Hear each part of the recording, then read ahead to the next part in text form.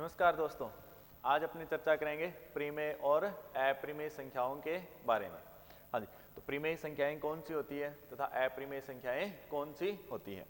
अगर मैं इनको शॉर्ट में एक्सप्लेन करूं तो प्रीमेय संख्याएं वो संख्याएं होती है जिनका कोई फिक्स मान होता है, यानी जिनकी कोई फिक्स वैल्यू होती है, उनको क्या कहा जाता है? प्रीमेय संख्याएं कहा जाता है। और अप्रिमेय संख्याएं वो संख्या होती है जिनकी वैल्यू तो होती है लेकिन फिक्स नहीं होता कि इनका मान क्या है। यानी जैसे मान लो 2 है, आपके पास एक फिक्स डाटा है ना 2, तो 2 क्या है? प्रीमेय है। आपको कह दूं 1/2, तो 1/2 भी आपको पता है क्या है? फिक्स मान है। 1/3 भी क्या है? फिक्स मान है। तो ये क्या है? अपने पास प्रीमेय संख्याएं हैं। लेकिन अप्रीमेय संख्या के अंदर बात करते हैं, जैसे मान लो इनके अंदर आप इन संख्याओं को एक्सप्लेन किया जा सकता है, इनको एक्सप्लेन नहीं किया जा सकता। जैसे मान लो √3 है, अब √3 वैल्यू तो है लेकिन कितना है, एग्जैक्ट मान क्या है, नहीं बता सकते, तो ये क्या है? अप्रीमेय है। पाई कह दिया जाए, पाई क्या है, यानी कितनी वैल्यू है, तो इसका भी मान अपने पास परफेक्ट नहीं है। आप जैसे कह दो 22/7, तो 22/7 अपने पास प्रीमेय संख्या नहीं है, ये क्या है? 22/7 तो प्रीमेय है लेकिन पाई क्या है? अप्रीमेय है। पाई की वैल्यू है 22/7 नहीं होती। अपने पास जैसे कह दिया जाए लॉग, यानी जिसको ए से डिनोट कर दिया जाता है, ये क्या है? अप्रीमेय संख्याएं हैं। तो आपके सिलेबस के अंदर सीधा सीधा दिया जाता है प्रीमेय संख्याएं तथा अप्रीमेय संख्याएं, या इनको कह देता है वास्तविक संख्याएं। तो वास्तविक संख्या 2 प्रकार की होती है, या तो रेशनल होता है या इरेशनल होता है। रेशनल का मतलब प्रीमेय और इरेशनल का मतलब अप्रीमेय। तो मैं शॉर्ट में बोलूं तो प्रीमेय संख्याओं की जो डेफिनेशन है, आपको कई बार ऐसे ऑप्शन में दे देगा, कह देगा निम्न में से प्रीमेय संख्या है, या कौन सी प्रीमेय संख्याएं बनती है। तो कुछ 2-3 बातें आपको प्रीमेय के लिए ध्यान रखना है। तो प्रीमेय संख्याएं किनको कहा जाता है, तो इसके लिए आपको 3 बिंदु ध्यान रखने हैं। पहला पॉइंट कह रहा है प्रीमेय संख्याएं वो संख्याएं जिन्हें P/Q के रूप में लिखा जा सके, जिन्हें P/Q के रूप में लिखा जा सके, उन संख्याओं को क्या कहा जाता है? प्रीमेय कहा जाता है। लिखा जा सके यानी वो संख्याएं जिन्हें P/Q के रूप में आप लिख सको, उनको क्या कहते हैं? प्रीमेय संख्याएं कहा जाता है। दूसरा, आपके जो P और Q है, P और Q यानी जो अंश और हर है, P और Q दोनों क्या होने चाहिए? पूर्णांक होने चाहिए। यानी दोनों आपके क्या होने चाहिए? पूर्णांक होने चाहिए, यानी दशमलव नहीं होना चाहिए। दोनों क्या होने चाहिए? पूर्णांक। अगर दोनों पूर्णांक है तो क्या होता है? प्रीमेय होता है। तीसरा, जो आपका Q है वो नॉट इक्वल टू क्या होना चाहिए? 0 होना चाहिए। Q है वो नॉट इक्वल टू क्या होना चाहिए? 0, यानी हर का मान 0 नहीं होना चाहिए। हर का मान 0 नहीं होना चाहिए, क्योंकि अगर हर का मान 0 हो जाता है तो वह कोई संख्या ही नहीं बचेगी। हर का मान 0 नहीं होना चाहिए। अगर ऐसा है तो प्रीमेय संख्याएं होती है, अदरवाइज नहीं होती। तो आपके पास प्रीमेय संख्या के लिए आपको कह दे कि कौन सा प्रीमेय है, तो आप स्पष्ट शब्दों में कहोगे कि वो संख्याएं जिन्हें P/Q के रूप में लिख सको। P/Q के रूप में लिखने का मतलब जिनका अंश और हर बनाया जा सके, यानी अंश और हर के रूप में आप लिख सको। अगली बात है कि दोनों P और Q जो अंश और हर है दोनों क्या होने चाहिए? पूर्णांक होने चाहिए। और तीसरी बात है आपका Q नॉट इक्वल टू 0, यानी हर है वो 0 नहीं होना चाहिए।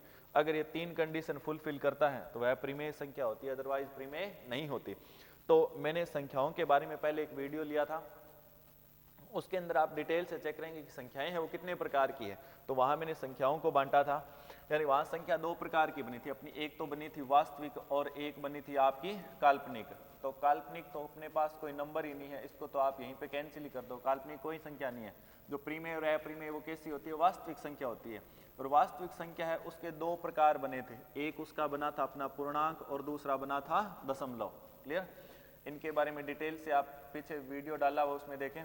तो एक बनता है पूर्णांक और एक है दशमलव। पूर्णांक आपके 3 थे, एक था धनात्मक, एक ऋणात्मक और तीसरा क्या था? 0, यानी एक पॉजिटिव इंटीजर, एक नेगेटिव इंटीजर और एक क्या अपने पास? 0, यानी 1 2, एक तो ये आ गया अपने पास, एक -1 -2 नेगेटिव आ गया और एक क्या आ गया अपना? 0।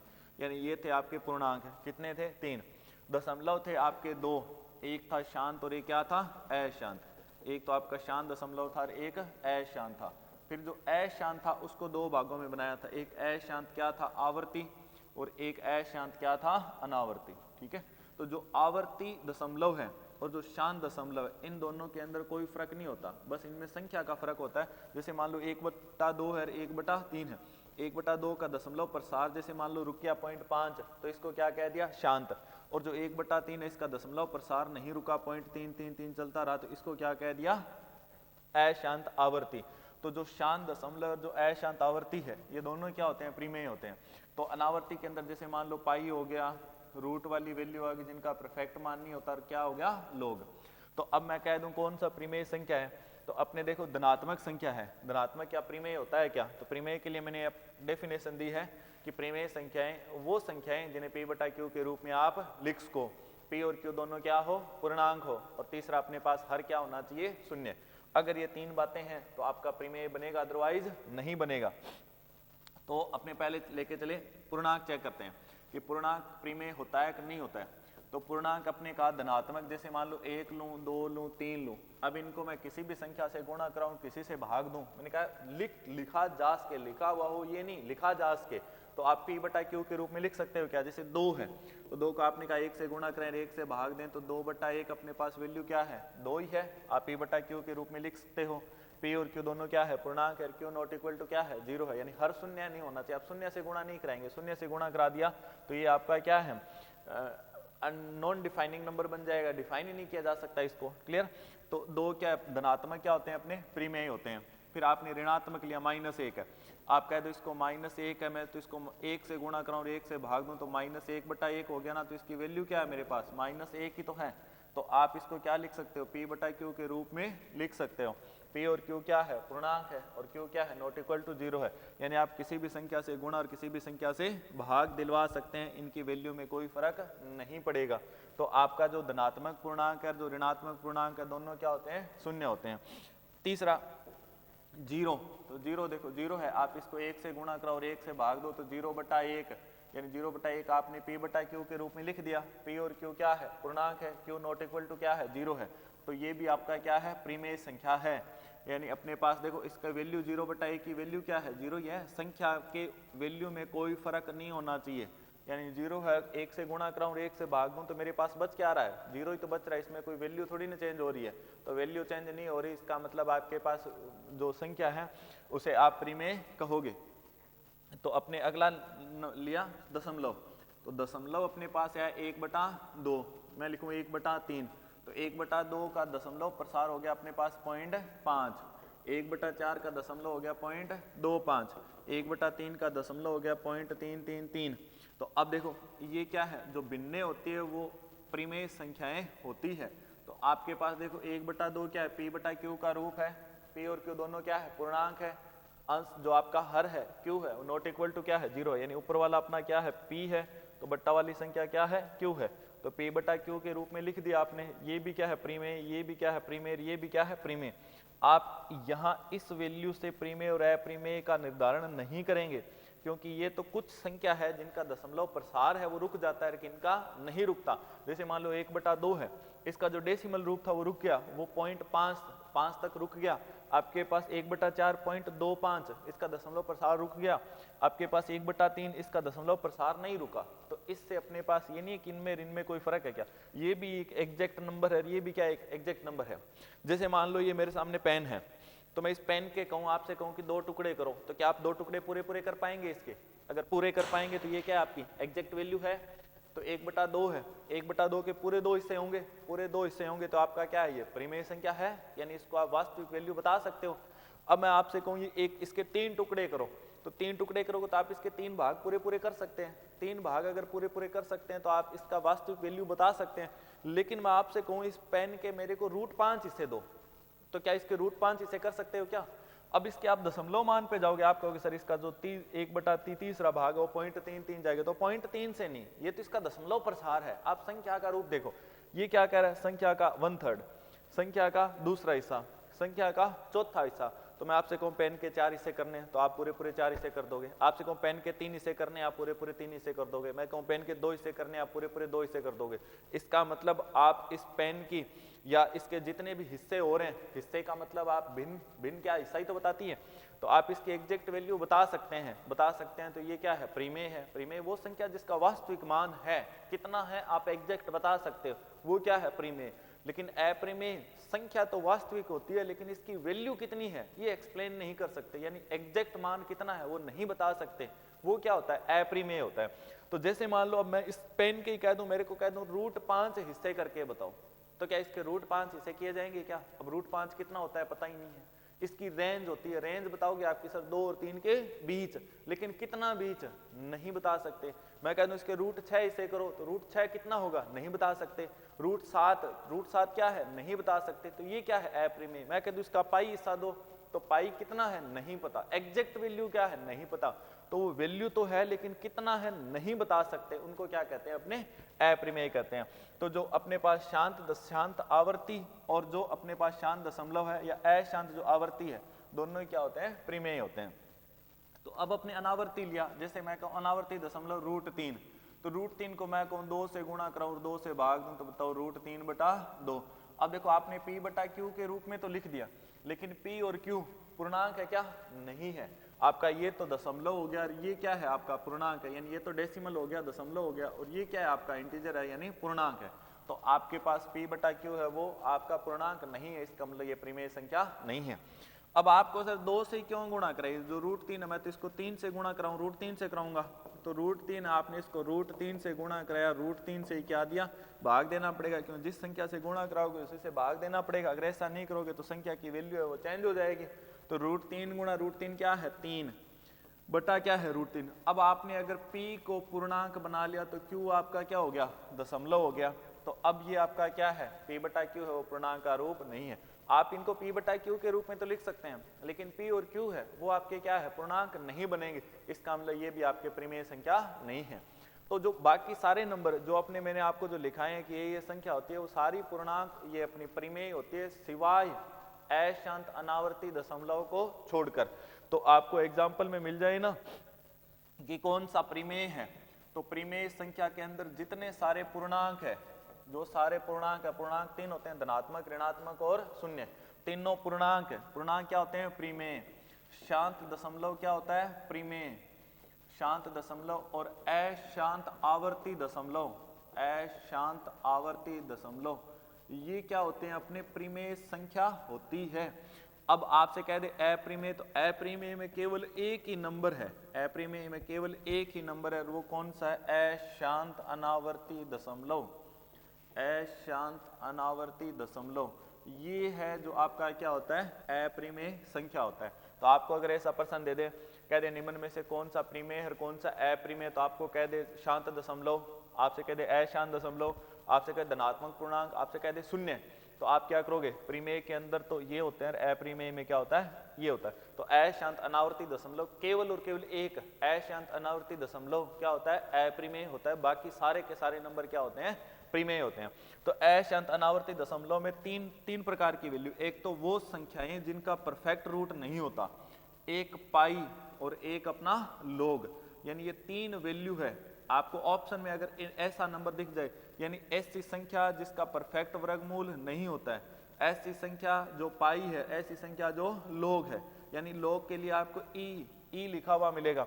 तो रूट की वो संख्याएं जो नॉन परफेक्ट है क्या होती है अप्रिमेय, क्योंकि इनकी रेंज आती है, पाई की रेंज आती है, पाई का कोई फिक्स मान नहीं है, लगभग वैल्यू लेते हैं, जो 22/7 है इसकी वैल्यू नहीं है, वो इसका नियरेस्ट मान है, तो लोग आ गया। अब पाई 22/7 तो आपका क्या है प्रिमेय है, जबकि पाई क्या है अप्रिमेय है। क्लियर है।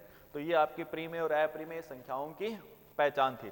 तो आपसे एग्जाम में सीधा सीधा पूछ लेता है कौन सा प्रिमेय और कौन सा अप्रिमेय, तो आप बड़े आसानी से इन शब्दों को बता सकते हो। क्लियर है।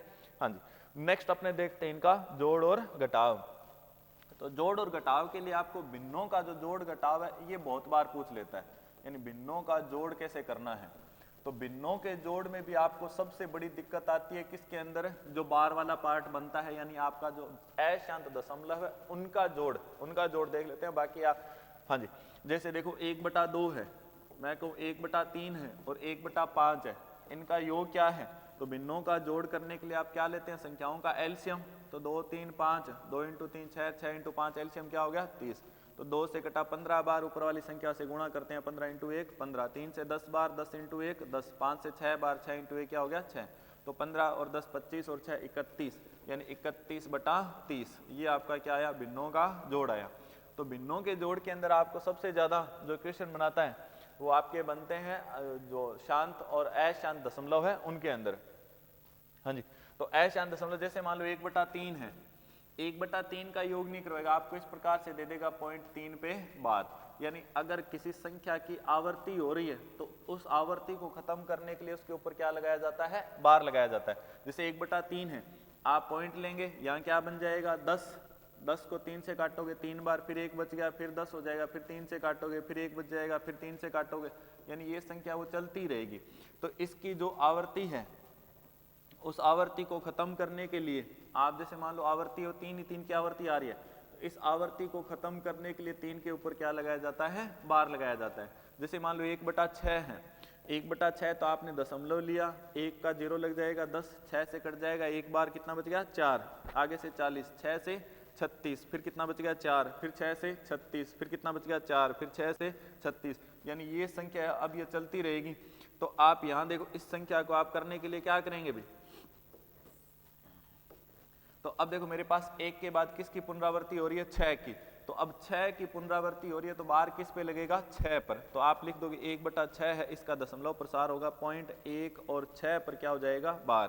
तो आपको ऐसे क्वेश्चन देगा, आपको ये वैल्यू देगा, आपको ये वैल्यू देगा, आपको भिन्ने नहीं देगा। तो जो बार है यानी बार वाला पार्ट है, इनका जोड़ और घटाव कैसे करना है। हाँ जी, तो अब इनको पहले तो आपको भिन्नों के अंदर लिखना आना चाहिए। आपके पास जैसे मान लो 0.3 है, 0.3 पे बार दे दिया तो आप क्या करोगे, 3 और जितना बार है उतने बटा में क्या लगा दोगे, 9 लगा दोगे। अब जैसे मान लो 0.37 पे बार है तो आप क्या कर दोगे, 37 बटा क्या कर दोगे 99, यानी जितनी संख्याओं पर बार है वो बार हटाकर आप बटा में क्या लगा दोगे, 9 लगा दोगे। ऐसा आप तब करोगे जब पॉइंट के बाद सभी संख्याओं पर क्या हो, बार हो, यानी कुछ संख्या छोड़कर बार लगे तो आप ऐसा नहीं करेंगे। ऐसा क्यों करते हैं, ऐसा इसलिए करते हैं, जैसे मान लो अपने पास नंबर है, मैंने कहा कि x बराबर है आपका 0.3 पे बार, तो x बराबर 0.3 पे बार, इसका मतलब x बराबर क्या है आपका 0.3333, यही तो नंबर चल रहा है, तो ये नंबर चल रहा है। अब दोनों साइड मैंने 10 से गुणा करा दिया, दोनों साइड 10 से गुणा करा दिया, तो इधर क्या हो गया 10x, इधर 10 से गुणा कराया तो 3.333 हो जाएगा, और अनंत तक अगर चल रहा है तो एक संख्या निकले दो निकले कोई फर्क नहीं पड़ेगा। तो मैं कहूँ 10x बराबर, इसको आप क्या कह सकते हो 3 प्लस 0.3, अलग अलग लिख सकते हो, आपके पास 2.5 है तो आप लिख सकते हो 2 प्लस 0.5, तो ये 3.3 था तो मैंने लिख दिया 3 प्लस 0.333। अब ये जो पूरा नंबर है, ये पूरा नंबर है, इस पूरे नंबर को पर्सन क्या कह रहा है, x कह रहा है, तो इसकी जगह x रख दिया। 10x बराबर क्या है 3 प्लस x, और x जब इस साइड आएगा तो इधर आएगा तो नेगेटिव हो जाएगा, 10x में से 1x घट जाएगा तो कितना हो जाएगा 9x, 9x बराबर क्या है 3 है, तो x बराबर क्या है 3/9, यानी ये आपकी एग्जैक्ट वैल्यू यहाँ से निकल जाएगी। क्लियर है। जैसे मान लो दो संख्याओं पर बार है, मान लो दो संख्याओं पर बार है, तो जैसे मान लो आपका था x बराबर आपने दे दिया 37.37 पे बार, तो अब आप किससे गुणा करोगे, आप लिख दोगे x बराबर 37 37 37 37, ऐसे टिल कंटिन्यू चलता रहेगा।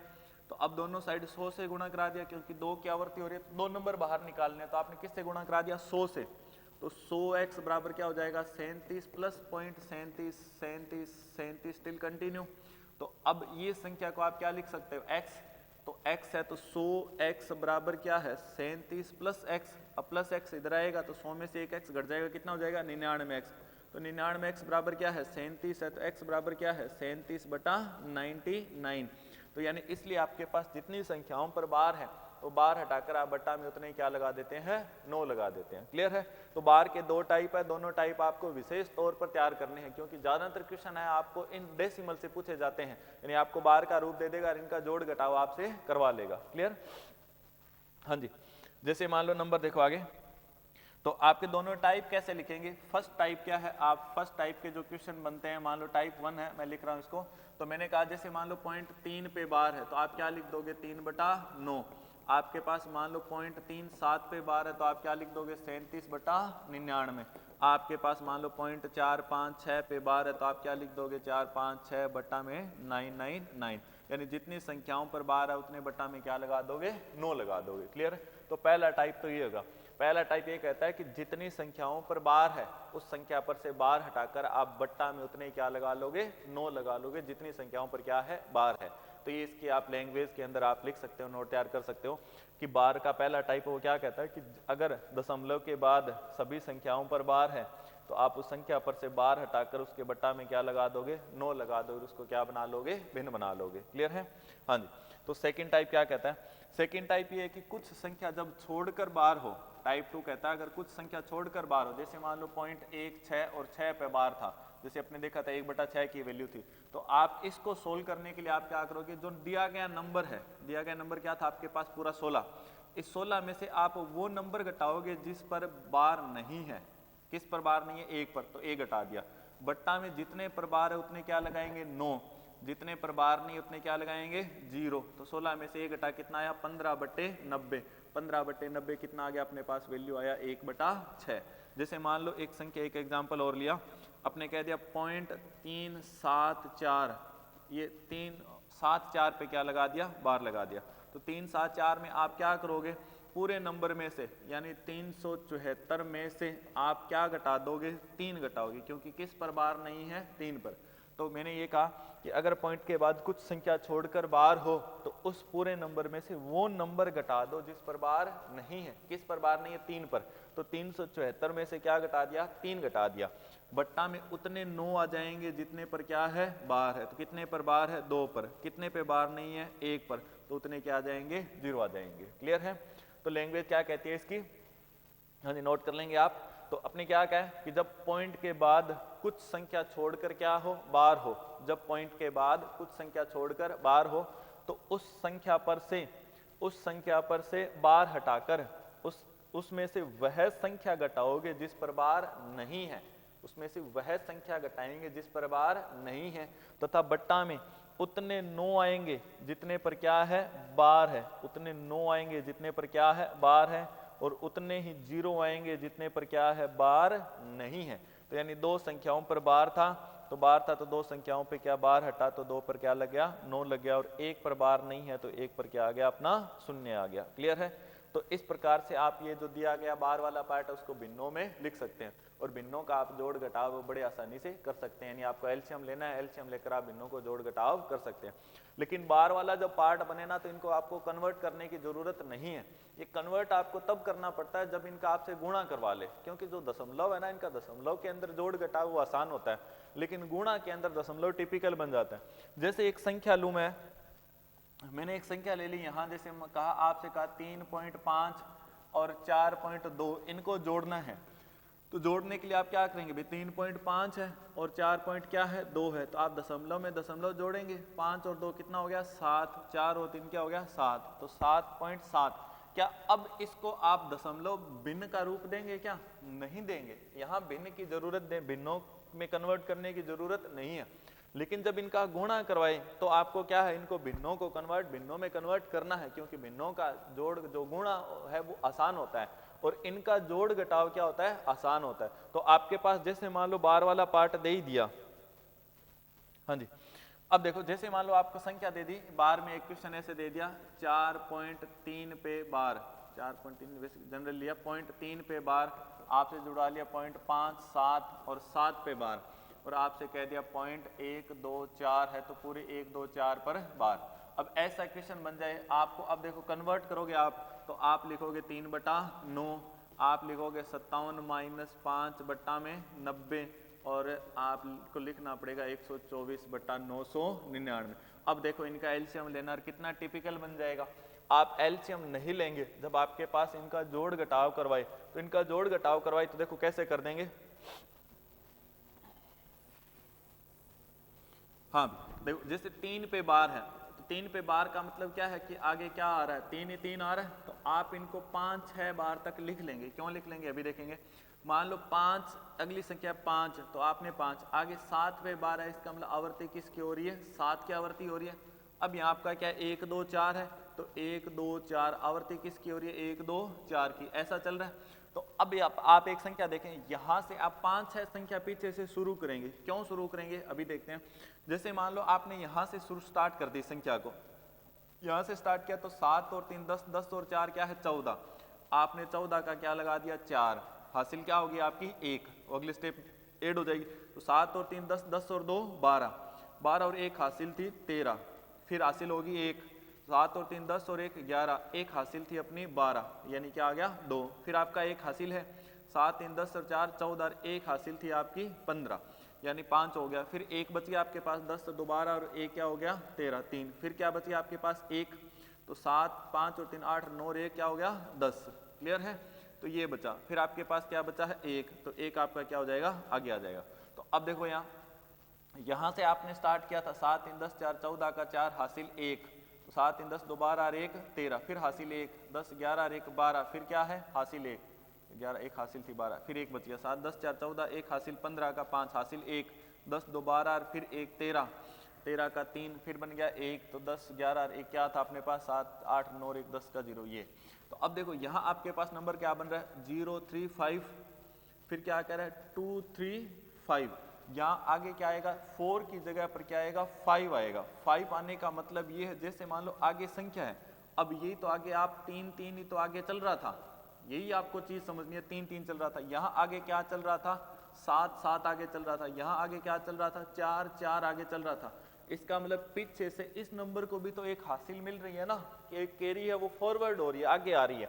यानी यहाँ देखो 7 3 10 4 14 से एक इसको हासिल ही तो मिली थी आगे, तो ये यहाँ जो लास्ट संख्या ना इसको देखना आगे पीछे से रिदम क्या चलता हुआ आ रहा है, रिदम ये कह रहा है कि आगे एक कैरी है वो फॉरवर्ड हो रही है, तो ये यहाँ 4 नहीं है, ये क्या है यहाँ 5 है। क्लियर है? तो अब देखो आपके पास यहाँ जो संख्या थी आपके पास क्या 0 के बाद देखो 3 5 2, 3 5 आगे क्या आएगा 2, यानी ये रिदम है वो कन्वर्ट होता रहेगा आगे से, क्योंकि यहाँ भी देखो 7 3 10 4 14 आगे से पीछे से एक हासिल कैरी हो रही थी ना, तो ये 3 5 2 3 5 2 3 5 2 ऐसे नंबर है जो टिल कंटिन्यू चलता रहेगा। तो आप इस नंबर को क्या लिख सकते हो 1.0352, फिर आगे क्या हो रहा है 3 5 2 3 5 2, तो किसकी आवृत्ति हो रही है 3 5 2 की, तो अपने पास नंबर क्या बन गया 1.352। और अब इसको आपको भिन्न में पूछे तो अब आप कन्वर्ट कर दो, अगर डेसिमल है तो यहीं तक अपना क्या हो गया जवाब हो गया, अगर डेसिमल में नहीं पूछ रहा है तो आप एक पॉइंट देखो क्या है 352 है, तो 0.352 है, तो 352 में से क्या घटाओगे 0 घटाना है, तो 0 का कोई मतलब नहीं रहेगा, तो बटा में क्या हो जाएगा 999 और क्या आ जाएगा 0।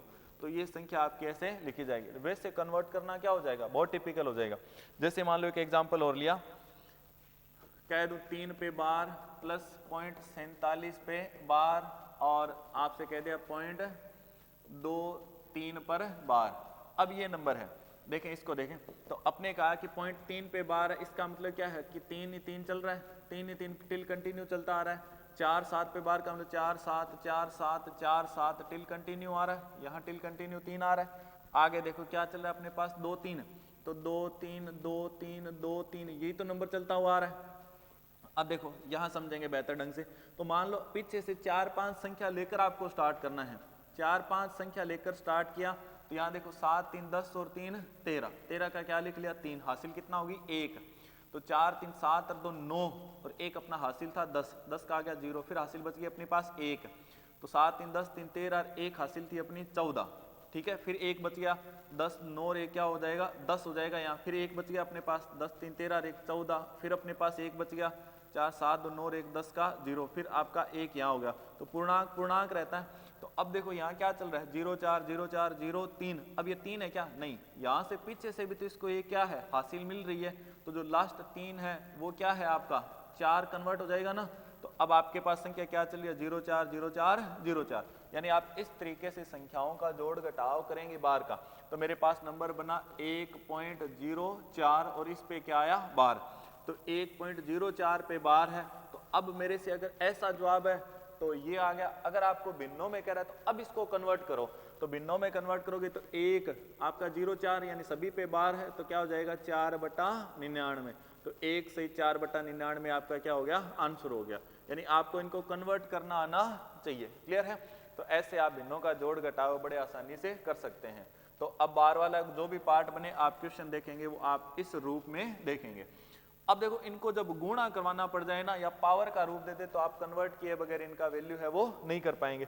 जैसे मान लो एक एग्जांपल लिखा, आपसे ये संख्या दे दी 0.16 पे बार और इसका कह दिया स्क्वायर बताओ, अब ये स्क्वायर बताओ।